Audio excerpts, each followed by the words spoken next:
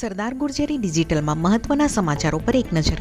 નડિયાદ તાલુકાના કણજરીમાં 84 લાખનો રોડ 6 મહિનામાં જ ખાડાઓમાં ફેરવાયો. કોંગ્રેસે કર્યા ભ્રષ્ટાચારના ગંભીર આક્ષેપ. નડિયાદના શ્રી સંતરામ મંદિરમાં પોષી પૂનમની ભવ્ય ઉજવણી.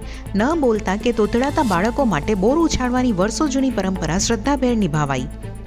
તારાપુરના કનેવાલ તળાવના દબાણગ્રસ્તો માટે વલી ગ્રામ પંચાયતનો નિર્ણય.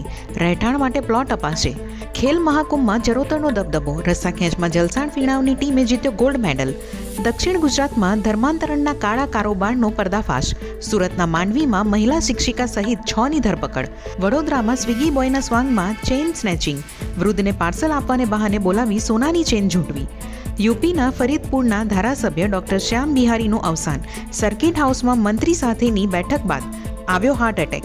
પશ્ચિમ બંગાળના સંદેશખાલીમાં ફરી બવાલ. ટીએમસી કાર્યકરની ધરપકડ કરવા ગયેલી પોલીસ ટીમ પર ભીડનો હુમલો, 6 જવાન ઘાયલ.